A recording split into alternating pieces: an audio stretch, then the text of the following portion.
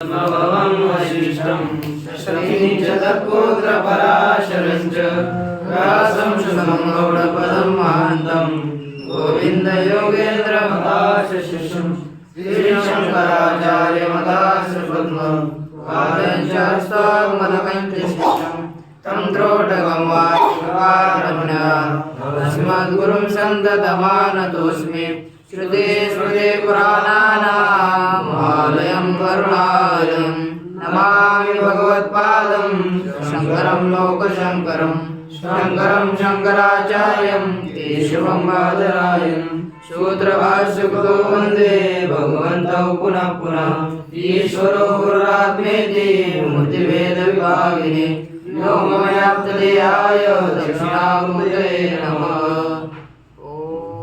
नूतन जलधर रोजये भोजकुलचौराय तस्मै कृष्णाय नमः संसारमयोस्य बीजाय। श्री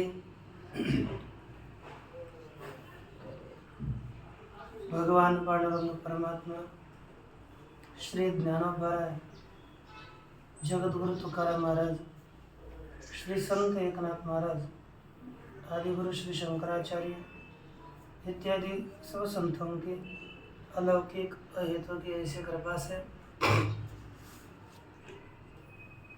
न्याय सिद्धांत मुक्तावली का विचार करते हुए न्याय सिद्धांत मुक्तावली के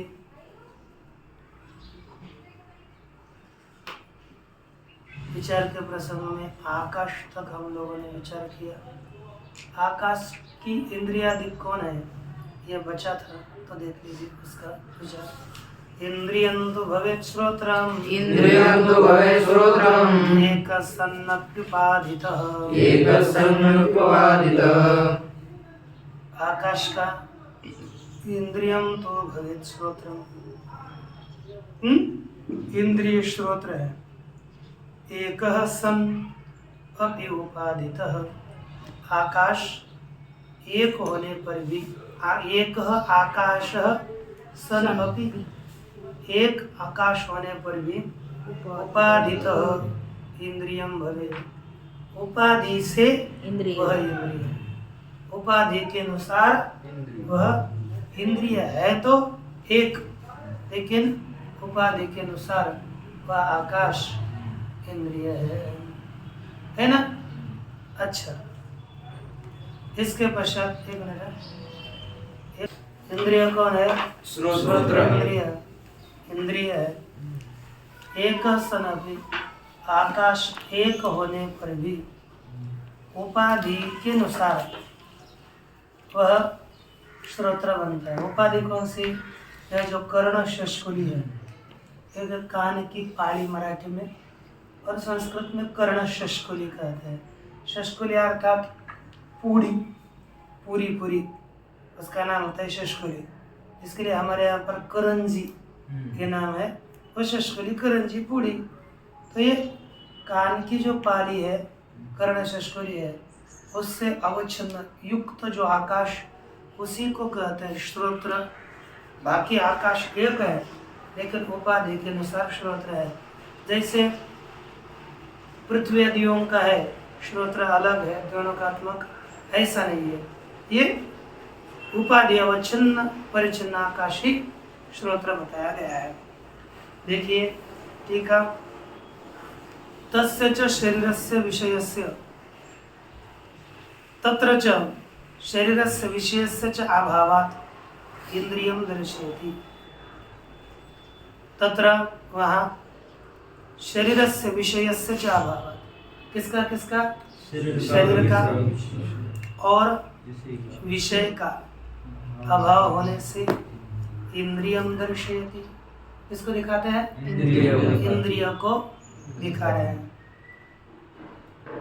इंद्रियम इति ननु, है ना। अर्थात यहाँ पर शरीर नहीं है, विषय नहीं है, लेकिन इंद्रिय दिखा रहे हैं। ननु आकाशम लाघवाद एकम सिद्धम श्रोत्रम तो पुरुष भेदेन भिन्न।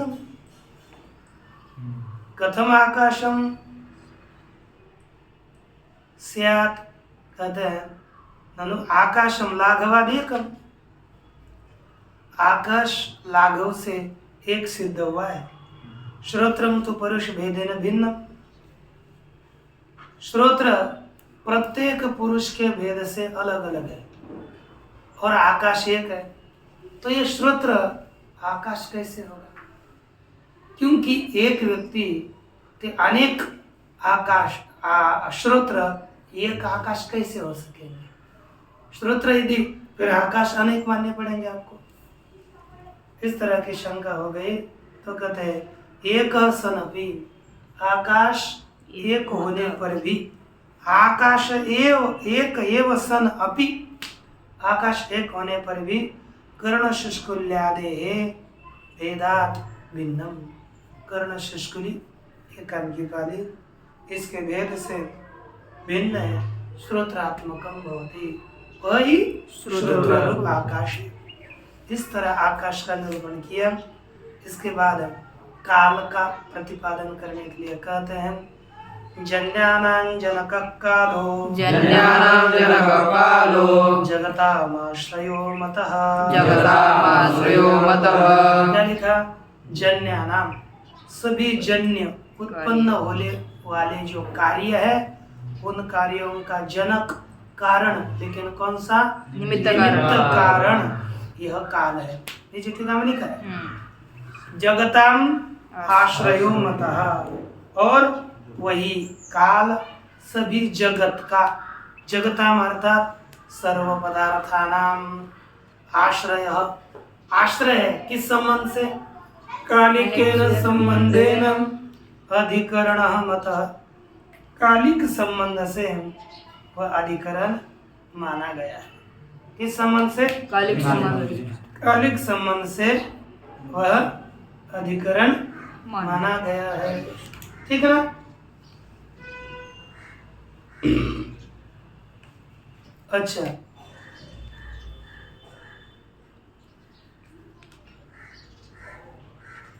कालम निरूपयति जन्यानाम इति, तत्र प्रमाणम दर्शयितुम आह, कि जन्यानाम जनक का काल है, ये बताया, उसमें प्रमाण दिखा रहे हैं। क्या?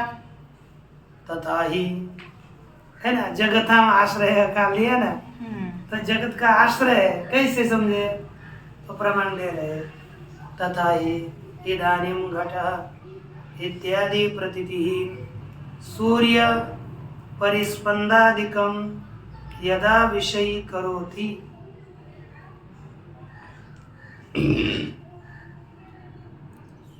इदानीम घट, अब घट है, यह प्रतीति, यह ज्ञान, जब सूर्य परिस्पंदादिकम विषयी करोति, सूर्य के परिस्पंद इत्यादियों को जब वह विषय करती है, क्या करती है? सूर्य के परिस्पंद ज्ञान इत्यादियों को विषय करती है। तदा सूर्य परिस्पंदादिनां घटादि संबंध वाच्य, तब सूर्य के परिस्पंद इत्यादियों के साथ घटादियों का संबंध बताना चाहिए। एक नहीं, ये ज्ञान किसको विषय कर रहा है? सूर्य के परिस्पंद को। इदानीम, जब सूर्य चल रहा है, तो यहाँ पर सूर्य परिस्पंद के साथ घट का कुछ ना कुछ संबंध बताना चाहिए, है कि नहीं? अब कौन होगा? तो वह संबंध सच संबंध संयोगादिर्न संभवति, सूर्य का और घट का संबंध बताना पड़ेगा ना। अभी सूर्य के परिस्पंद के साथ हमें संबंध बताना है। तो जैसे इदानीम, इदानीम माने इस काल में, इस काल में माने प्रातः काल में घट है, यह ज्ञान सूर्य की गति जो परिस्पंद है उसको विषय अभी प्रातः काल में घट है, बाद में हमने उसको उठा लिया, बाद में नहीं रहेगा। अर्थात कुछ ना कुछ सूर्य का परिस्पंद बदलता रहता है और उसके साथ घट का संबंध है। तो हमें उसी के साथ सूर्य का और घट का कुछ ना कुछ संबंध बताना है। लेकिन घट यहाँ है और सूर्य आकाश में चल रहा है, तो इनका क्या संबंध होगा? सच संयोगादि न संभवति। सूर्य के परिस्पंद का और घट का संयोग संबंध नहीं हो सकता, क्योंकि वो इधर कालएव तत्संबंध घटक कल्प्यते। काल ही उस संबंध में घटक रूप से माना जाता है। किसके? सूर्य के, जो सूर्य का और घट का संबंध बताना है ना, तो उसके बीच में, संबंध के बीच में काल को मानना पड़ेगा। तो संबंध क्या होगा? तो कहते देखो, स्वाश्रय, टीका में लिखा है स्वाश्रयितं च तस्य आश्रयत्वमपि समति। स्वाश्रय तपन संयोगी संयोगात्मक परंपरा संबंध कल्पनीय। मिला? किंतु के आगे भेजिए। अब स्वम सूर्य क्रिया, उसका स्पंदन, स्वम से क्या लेना है? सूर्य का स्पंदन, अर्थात सूर्य की क्रिया। आश्रय लिखा है तो में आश्रय कौन होगा? सूर्य के क्रिया का, सूर्य के स्पंदनों का आश्रय कौन बनेगा? सूर्य। स्वम सूर्य क्रिया, स्वाश्रय सूर्य है कि नहीं? स्वाश्रय कौन होगा? तपन। तपन माने सूर्य ना, तपाने वाला, इति तपन सूर्य। स्वाश्रय तपन अर्थात सूर्य। सूर्य के क्रिया का श्रेय कौन बनाया? सूर्य। हाँ नहीं क्या? स्वाश्रय संयोगी जो स्वम बोला करो, वहां देखना छोड़ दो, मैं बोलता हूँ बोलो। स्वम, मैं बताऊंगा, स्वम सूर्य, स्वम से क्या? स्वम सूर्य क्रिया, बोलिए। स्वम सूर्य क्रिया, स्वम सूर्य क्रिया, स्वाश्रय तपन, स्वाश्रय तपन अर्थात सूर्य। स्वम सूर्य क्रिया, स्वाश्रय तपन अर्थात सूर्य। सूर्य। सूर्य का संयोग किसके साथ है? स्वाश्रय तपन संयोगी काल। काल, तपन के साथ संबंधी कौन हो गया? काल। सूर्य के साथ संबंध किसका है? काल। क्योंकि व्यापक कौन है? काल। सूर्य व्यापक नहीं, सूर्य तो उधर है, लेकिन काल का संबंध सूर्य के साथ भी है। तो स्वाश्रय संयोगी काल, स्वाश्रय संयोगी काल। और उस काल के साथ संयोग किसका है? इस घट का। है कि नहीं? क्योंकि काल इधर भी है। तो स्वाश्रय तपन संयोगी काल संयोग किसके साथ हो गया? घट के साथ। तो यही संबंध है। तो बोलिए संबंध क्या हो गया? स्वाश्रय संयोगी संयोग, स्वाश्रय तपन संयोगी संयोग। क्या होगा? स्वाश्रय तपन संयोगी संयोग। किसमें चला गया? घट में। तो इस परंपरा संबंध से सूर्य का घट के साथ संबंध हुआ, है ना? इस संबंध में घटक काल, क्योंकि इन दोनों का संबंध बताने के लिए जब तक काल नहीं लेंगे तब इनका संबंध सिद्ध नहीं होगा, इसलिए बीच में काल मानना पड़ेगा। ठीक है? अच्छा, इसलिए काल एव तत् संबंध घटक कल्प्यते। उस संबंध में घटक काल की ही कल्पना की जाती है। इत्थंच इस प्रकार तस्य अर्थात कालस्य आश्रयत्वम अपि सम्यक संपूर्ण जगदाश्रयत्व भी सम्यक है, ठीक है। परापर आगे अब दिशा का वर्णन।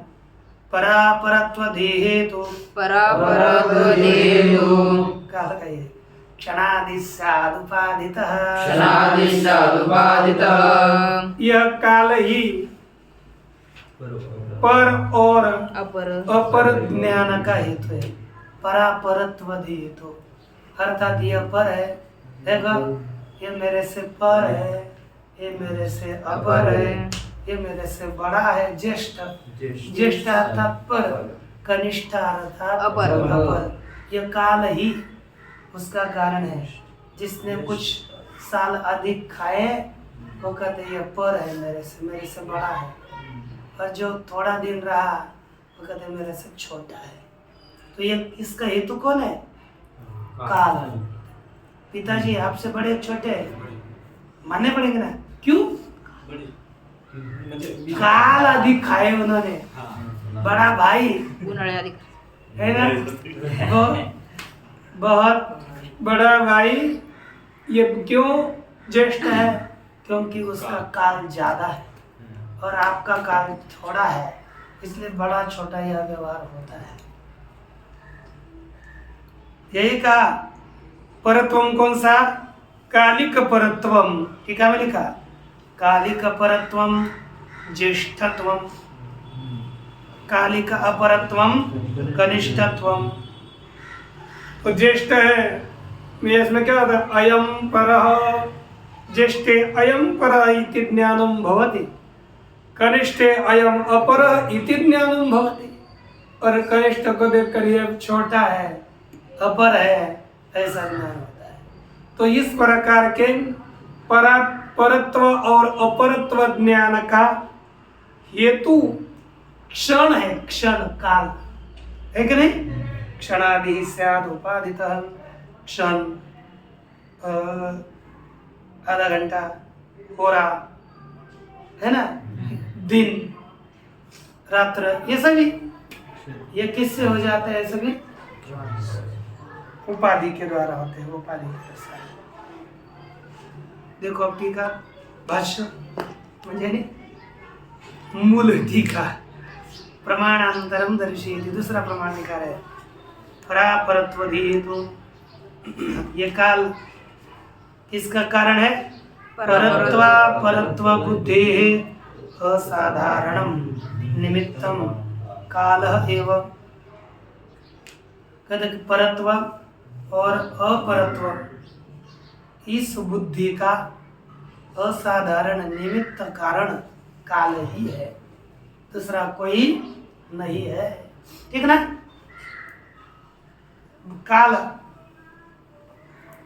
काल में रहने वाले जो धर्म है उनका ये असाधारण कारण होता है। काल केवल परत्व और अपरत्व का ये असाधारण निमित्त कारण है, दूसरों का समयकरण होगा। लेकिन काल जागतिक जितने पदार्थ हैं काल के है ना, उन सब का साधारण कारण है। जगत में जितने भी पदार्थ हैं उनका साधारण कारण है, लेकिन परत्व और अपरत्व ज्ञान का असाधारण निमित्त कारण है। बाकी को का भी निमित्त कारण है, लेकिन साधारण निमित्त कारण है। लेकिन परत्व बुद्धि और अपरत्व बुद्धि का असाधारण निमित्त कारण काल है, ये समझिए। देखते हैं परत्वा परत्व बुद्धे असाधारणम निमित्तम कालः एव, है कि ना? परत्वा परत्वयोः असमवायी कारण संयोगाश्रयो लाघवात् अतिरिक्तः कालः एकः। कहते परत्व और अपरत्व का असमवायी कारण संयोग आश्रय, संयोग का आश्रय परत्व और अपरत्व का असमवायी कारण, ठीक ना। संयोग का आश्रय है कि नहीं। परत्व अपरत्व का समवाय कारण कौन हो गया? संयोग। परत्व का और अपरत्व का असमवाय कारण कौन हो गया? संयोग। और संयोग का आश्रय लाघव से एक अतिरिक्त काल मानना पड़ेगा, और वह एक ही है। इति एकः कल्प्यते, एकः कालः कल्प्यते इति भावः। एक ही काल है ऐसी कल्पना की जाती है। शंका करते ननु एकस्य कालस्य सिद्धौ क्षण क्षण दिन मास वर्ष इत्यादि समय भेदो न स्यात्। तो एक क्षण अलग काल है, दिन अलग काल है, वर्ष अलग काल है, मास अलग काल है कि नहीं। तो काल एक होगा तो ये भेद नहीं होगा। क्षण दिन मास वर्ष इत्यादि समय का भेद नहीं हो पाएगा यदि काल एक है तो। उत्तर क्या देते हैं? अतः आह क्षणादि स्यात् उपादित। क्षण इत्यादि जो काल है वो उपाधि से है। कैसे? कहते कालस्तु एकोपि उपाधि भेदात् क्षणादि व्यवहार विषयः। परंतु काल एक अपि एक होने पर भी उपाधि के भेद से क्षण इत्यादि व्यवहार का विषय होता है। क्षणत्व व्यवहार उपाधिक है, उपाधि के कारण है। कैसे बताओ? तो आगे लिखा है उपाधिस्तु। क्या है? इतना ध्यान में रखो, यदि आप समझ में नहीं आया बना कल बताएंगे। एक स्वजन्य विभाग प्राग भावावच्छिन्नम कर्म। बोलिए स्वजन्य विभाग प्राग भावावच्छिन्न कर्म। स्वजन्य विभाग प्राग भावावच्छिन्नम कर्म। स्वजन्य विभाग प्राग भावावच्छिन्न कर्म। पूर्व संयोगावच्छिन्न विभागो। पूर्व संयोगावच्छिन्न विभागो। पूर्व संयोगावच्छिन्न विभागो। पूर्व संयोगावच्छिन्न विभागो। वह पूर्व संयोग नाशावच्छिन्न उत्तर संयोग प्राग भावो वा। पूर्व संयोग नाशावच्छिन्न उत्तर संयोग प्राग भावो वा। उत्तर संयोगावच्छिन्नम कर्म वा। उत्तर संयोगावच्छिन्नम कर्म वा। ये उपाधि है। एक उपाधि में क्या लिखा? स्वजन्य विभाग प्राग भावावच्छिन्नम कर्म। स्व से लेना है मूर्त द्रव्य में होने वाली क्रिया।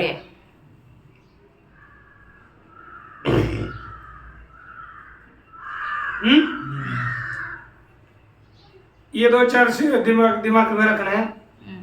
क्रिया क्रिया तो विभागा, विभागात पूर्व संयोग नाश, उत्तर संयोग विशिष्ट क्रिया। इन चीजों को ध्यान में रखो। उसके स्वजन्यति इसके ऊपर लिखा है। चार चीजें है। एक ऐसे रखो, क्रिया क्रिया तो विभाग, विभागात पूर्व संयोग नाश विशिष्ट उत्तर संयोग प्राग। और चतुर्थ क्षण में उत्तर संयोग विशिष्ट क्रिया। क्या क्या बताओ? क्रिया क्रिया का विभाग उत्तर संयोग। बुद्धिमत्ता यह ढक्कन है। ये ढक्कन यहाँ था, दिख रहा है ना? ढक्कन यहाँ है। अब हमने क्या किया? हमें इस ढक्कन का यंत्र का संयोग करना है। तो पहले क्या होगी? क्रिया। क्या हो गई इसमें? क्रिया। क्रिया हो गई। ठीक। इसके बाद क्रिया होने के बाद क्रिया से विभाग हो गया। इसके साथ विभाग हो गया। पहले इसमें क्रिया, फिर क्रिया के बाद विभाग हो गया। तो इधर के संयोग का क्या होगा? पूर्व संयोग नाश हो गया। पूर्व संयोग नाश हो गया। इस अवस्था में ये उत्तर देश को संयोग करना है ना, उत्तर देश के संयोग करना है। तो इस संयोग का प्राग भाव रहा, संयोग नहीं हुआ। तो इस समय पहले क्रिया से विभाग से पूर्व संयोग नाश और उत्तर संयोग का प्राग भाव आ रहा। फिर बाद में उत्तर संयोग विशिष्ट क्रिया, फिर उत्तर संयोग, ये ऐसा चलेगा। क्रिया होगी तब संयोग होगा ना। उत्तर संयोग विशिष्ट क्रिया, फिर उत्तर संयोग से विशिष्ट क्रिया होगी। कोई समझ? ये चार रखो तो इसको समझो। स्वजन्य विभाग, स्वजन्य माने देखो क्रिया से क्या हो गया? विभाग। क्रियाजन्य विभाग और प्राग भावावच्छिन्नम कर्म।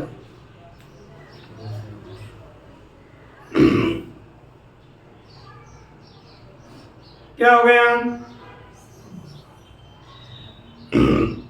स्व से लेंगे क्रिया। देखो टीका में लिखा स्वम मूर्त द्रव्यनिष्ठ, स्वजन्य क्या हो गया? विभाग का प्राग भावावच्छिन्न कर्म। अर्थात विभाग का प्राग भाव कब रहेगा? पता? विभाग के पहले। क्रिया क्या बनना है? विभाग के पहले जब क्रिया होगी तभी स्वजन्य विभाग होगा। तो उस विभाग के प्राग भाव से युक्त क्या होगा? कर्म। वो कब रहेगा? क्रिया के विभाग के पहले, क्रिया के काल।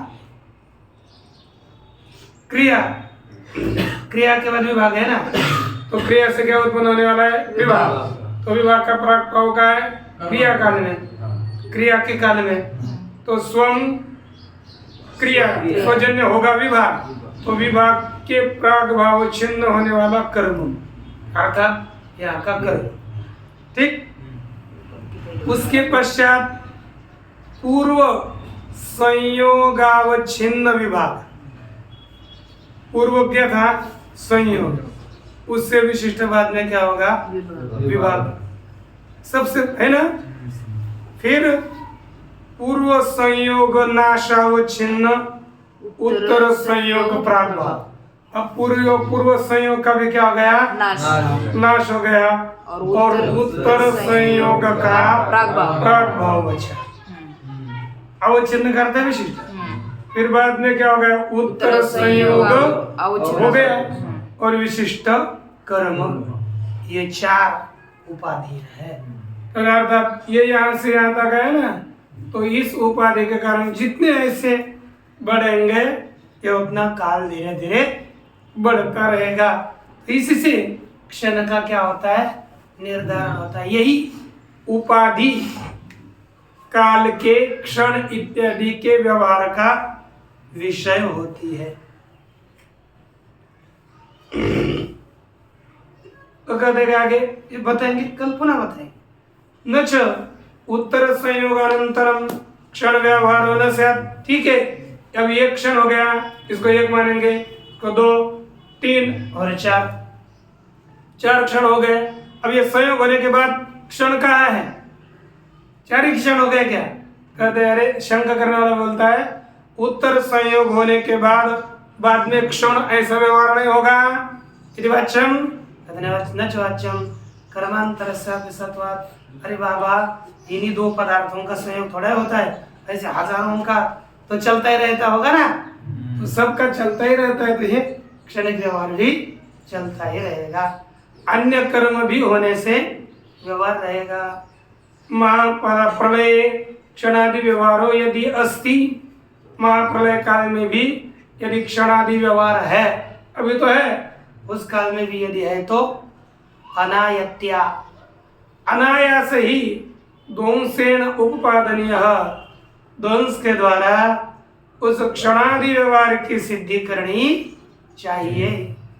दिनादि व्यवहारस्तु, लेकिन दिन व्यवहार तो क्या है, तत्त क्षण कुटई, उस क्षणों का बहुत समुदाय हो गया तो दिन, उसके अधिक समुदाय हो गया तो मास, ऐसा व्यवहार होगा। परंतु ठीक है, तत्त क्षण कुटई अर्थात तत्त क्षण समय ही, उन क्षणों के समुदाय के द्वारा ही यह व्यवहार हो जाएगा। कैसे, नीचे देखा, देखो, तत्र निमेषो नाम नेत्र पुटयोर द्रागेव संयोजन वियोजनम। निमेष किसे कहते जानते हो? नेत्र के जो पापनी है ना, और तुरंत जब बंद होकर के खुल जाती है, उसको ही कहते हैं निमेष। नेत्र की पापनी बंद होकर के खुलने में जितना समय लगता है उसको कहेंगे निमेष। एक है ना, मराठी में मिनट कहते हैं, क्या सेकंड, क्या कहते हैं सेकंड, ये निमेष। ठीक, इसके बाद त्रिलव इति यावत, उसको क्या कहते हैं त्रिलव। त्रिनिमेष कक्ष, 3 सेकंड, 3 निमेष मिलकर बनता है कक्ष। त्रिकक्ष काष्ठा, 3 कक्ष मन करके बन जाती है काष्ठा। और 30 काष्ठा कला, 30 काष्ठा क्या बन जाती है कला, और 30 कला होकर बन जाता है मुहूर्त। एक दिन में कितने मुहूर्त जानते हो? 4, 30। एक दिन में 30 मुहूर्त होते हैं। अर्थात 42 नहीं, 48 मिनट का एक मुहूर्त होगा। 24 मिनट की एक घटी होती है, और एक दिन में 60 घटियां होती है। कुछ आध्यात्मिक समझो, आध्यात्मिक नहीं, शास्त्रीय व्यवहार समझो, ये तो कुछ पता नहीं, इसे ऐसे ही होता है। देखो, 30 मुहूर्तानि दिवस, 30 मुहूर्त दिवस है। 15 दिवस पक्ष, 15 दिन एक पक्ष होता है। 2 पक्षों मास, 2 पक्ष एक मास, 2 मास ऋतु, 2 मास ऋतु है ना। और ऋतवस्त्रय अयनम, 3 ऋतु अयन है, और अयन है 2 संवत्सर है, 2 अयन संवत्सर है। ठीक, सत्ययुगस्य वर्षाणि 28,000,000 सप्तदश लक्षाणि। सत्ययुग के कितने वर्ष होते हैं?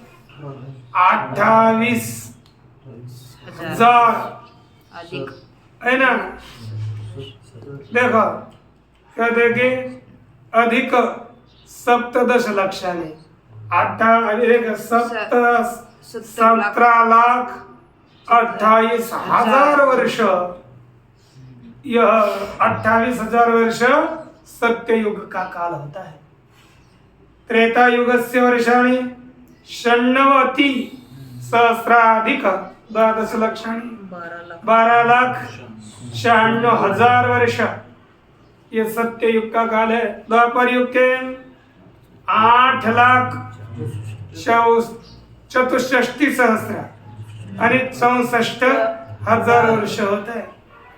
कलयुग के 4,32,000 दिवस होते हैं।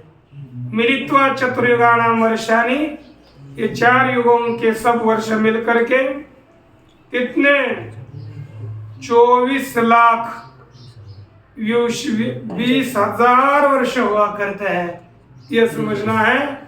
और तादृश चतुर्युगानाम एक सप्तति, उतने 4 युगों के 71 ये मनवंतर होता है। तो एक मनवंतर से वर्षाणी, एक मनवंतर में कितने वर्ष होते हैं? कहते हैं 30,67,000 76,000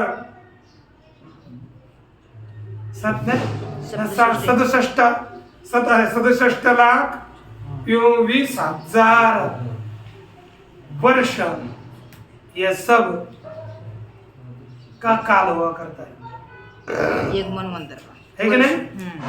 तादृश चतुर्दश मनवंतर काल, एक कल्प ब्रह्मण, एक दिवस, ब्रह्मदेव का एक दिन होता है। हाँ, इतना जगता है, कम से कम इसको ध्यान में रखो, आपको कोई बहुत लोग विद्वान नहीं। इस तरह से एक काल का बताया। और देखो, दिवसांते महर्जन तप सत्य लोकान्व्याय, ब्रह्मदेव का दिवस हो गया ना, तो मह जन तप सत्य लोक, ये 4 लोगों को छोड़कर स्वर्ग, ये पृथ्वी, भू और स्व, इन 3 लोगों का खंड प्रलय हो जाता है ना? 10 लोका नाम खंड, स्वर्ग आदि पातालांतानाम 10 लोका नाम, बीच में हो गए 10 लोग, है ना? तो वहां तक बीच में जितने भी लोग होंगे उनका प्रलय होता है, उसे नैमित्तिक प्रलय कहा जाता है। नित्य प्रलयस्तु ब्रह्मणो लवनिवेशादिषु प्रलीयते, है ना? नित्य प्रलय क्या है? ब्रह्म के लवनिवेश इत्यादियों में जो प्रलय होता है ना, अकस्मात वस्तुओं का जो प्रलय होता है ना, कभी भी बाढ़ आती है, वो समझो ये नित्य प्रलय है। ब्रह्मण शतवर्षाणाम समाप्तो, ब्रह्मदेव के 100 वर्ष समाप्त होने के बाद 8 आवरण सहित ब्रह्मांड का प्रलय होता है, वो खंड प्रलय है। खंड प्रलय प्राकृतिक प्रलय उच्यते, उसको क्या कहता है? प्राकृतिक प्रलय। और स्वयं महाविष्णु एक दिवसात्मक काल। अरे बाप रे, ब्रह्मदेव जब मरेगा तब महाविष्णु का 1 दिवस काल हो जाएगा। हाँ, ब्रह्मदेव जन्म को आकर चला जाता है ना, तब महाविष्णु भगवान का 1 दिन हो जाता है। 1 दिन में एक ब्रह्मदेव खत्म, है ना? देखो है, इसके लिए स्वयं महाविष्णु एक दिवसात्मक काल, महाविष्णु शतवर्षम समाप्तो सर्वं भाव कार्यम सृष्टिमयम प्रलीयते, सभी सृष्टि का प्रलय होता है। स्वयं आत्यंतिक महाप्रलय उच्यते, उसे आत्यंतिक महाप्रलय कहा जाता है। इसी को बताने के लिए नीचे श्लोक दिए हुए हैं, क्षणत्रयम लव प्रोक्त निमेषस्वलवत्रयम, ये सभी श्लोकों को ध्यान में रखिए और आप प्रमाण सहित इसे आगे स्थापित करिए। ओम प्रणमादाय प्रणमेवावशिष्यते। ओम शांति शांति।